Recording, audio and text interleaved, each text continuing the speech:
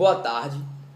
Nosso grupo é composto por Francisco Márcio, Júlio Gabriel, Raul César, Matheus Almeida e Matheus Souza.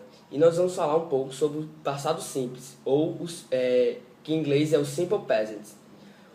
O passado simples é usado para descrever ações que já aconteceram em um tempo determinado no passado.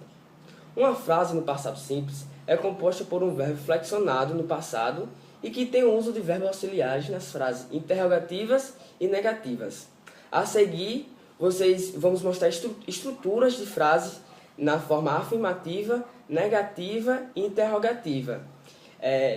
Começando com a afirmativa, vou falar um exemplo aqui. I played basketball last night. Você percebe nessa frase que o verbo no passado está flexionado. O verbo played está flexionado. No caso, o verbo played perde o Y e ganha o ED. E para uma melhor aprendizagem do aluno, eu faria no quadro exemplos na forma afirmativa do passado simples, mostrando exemplos e sua estrutura, e mandaria os alunos passar a frase na negativa para a afirmativa e também da interrogativa para a afirmativa, a fim de que os alunos assimilassem melhor o conteúdo. Na estrutura interrogativa, nós temos a seguinte frase: Did you saw the film? Na frase, notam-se duas coisas. O verbo did é essencial para a construção da frase. Em frase interrogativa, ela é colocada antes do pronome, que no acaso é you. Também percebemos do verbo saw, que é irregular, por isso ele não termina em ed. A maioria dos verbos irregulares tem uma estrutura que muda de acordo com o tempo verbal. Algumas exceções dos verbos é o put e o cut. Como professor, uma forma de ensinar aos meus alunos seria passando textos, onde neles poderiam identificar frases na forma do passado simples, da afirmativa, transformando elas em interrogativa. Na estrutura negativa, temos como exemplo a seguinte frase: I didn't cheated on her.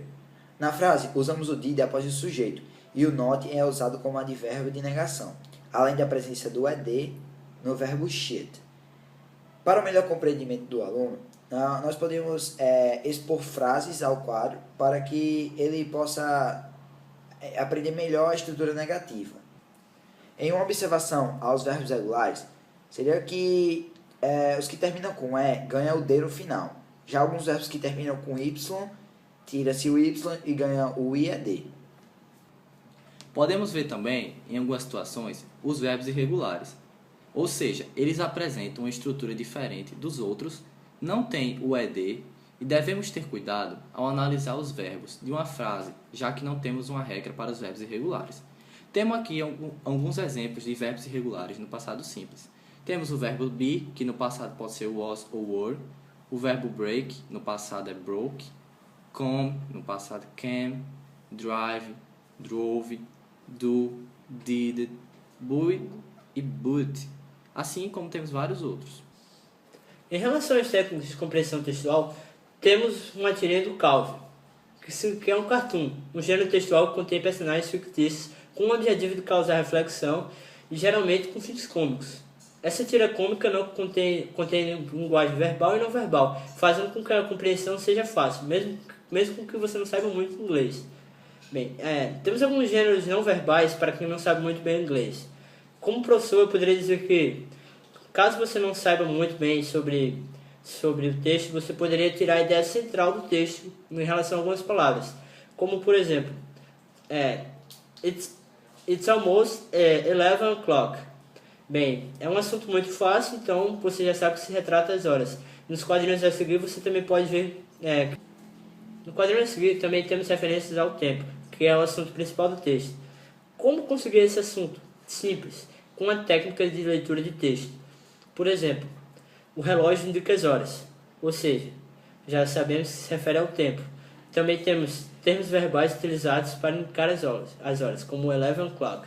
No segundo quadrinho temos o verbo flew, que é a forma no simple past do verbo irregular fly, com o advérbio by que indica que o tempo passou. Já no terceiro quadrinho temos a parte cômica da tira, que ele diz na frase que espera que a professora não tenha dito nada de importante. Para a melhor aquisição de vocabulário, o melhor a se fazer é treinar muito, com músicas, textos, tanto verbais quanto não verbais. Com essas técnicas e um curso de inglês, você pode melhorar muito a sua compreensão, tanto na fala quanto na escrita.